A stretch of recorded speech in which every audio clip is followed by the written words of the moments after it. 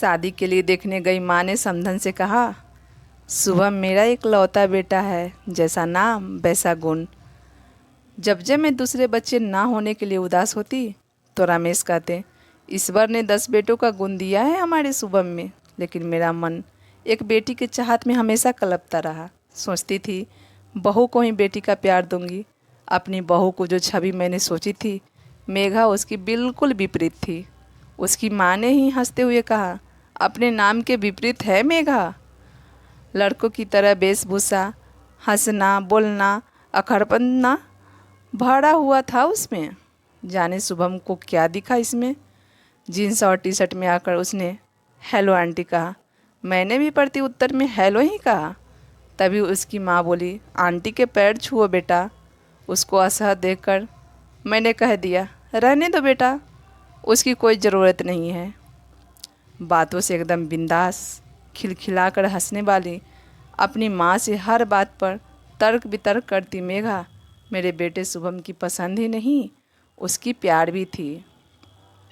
शादी के रस्मों के बाद मेघा हमारे घर आ गई और शुभम मेघा अपना हनीमून मनाकर वापस भी आ गए।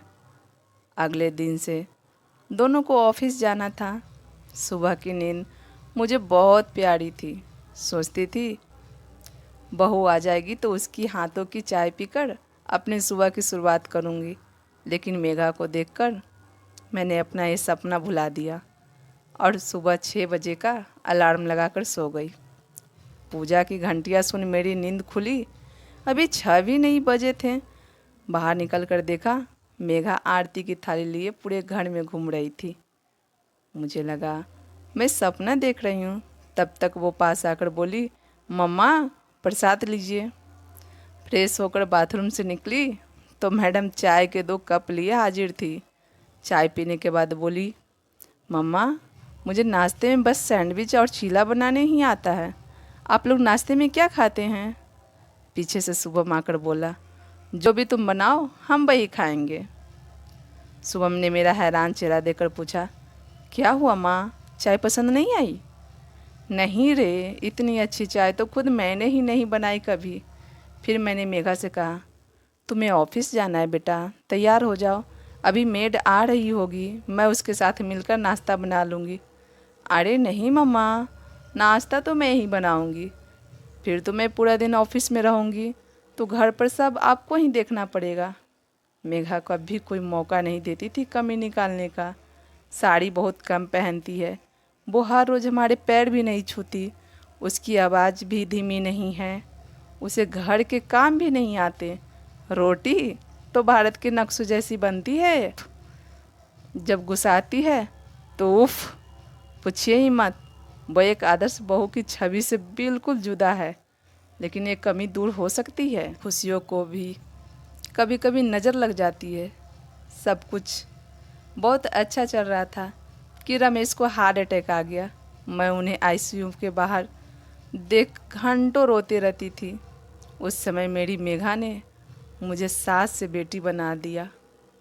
मुझे अपनी बाहों में भरकर चुप कराती, ज़बरदस्ती अपने हाथों से खाना खिलाती, हर वक्त यही कहती, पापा बिल्कुल ठीक हो जाएंगे।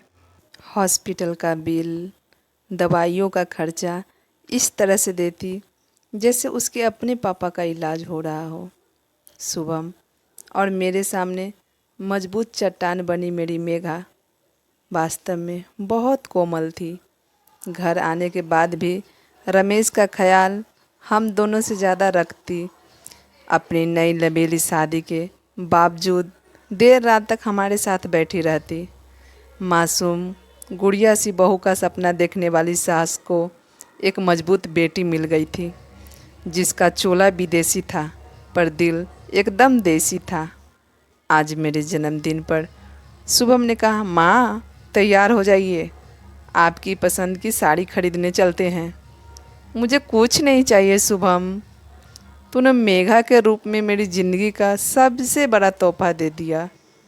मेरी भीगी आंखें पोंछकर शुभम ने पूछा, वैसे है कहाँ आपकी दबंग बहू, जिसने अपनी दबंगई से आपका भी दिल जीत लिया? तब तक मेघा ने मेरे गले में अपनी बाहें डालकर कहा, हैप्पी बर्थडे मम्मा, और एक पैकेट पकड़ाते हुए कहा, ये दुनिया की बेस्ट मम्मा के लिए। पैकेट खोल कर देखा तो उसमें कांजीवरम साड़ी थी, बिल्कुल वैसे ही जैसे मैं हमेशा से लेना चाहती थी। मेरे आश्चर्यचकित चेहरे को देखकर बोली बोली वो जब आप रेखा की तस्वीर गूगल पर सर्च करके घंटों देखती थी तभी मुझे समझ आ गया कि आप उनकी तस्वीर में देखती क्या हैं। अपनी जोरदार हंसी के साथ उसने फिर से मुझे गले लगा लिया।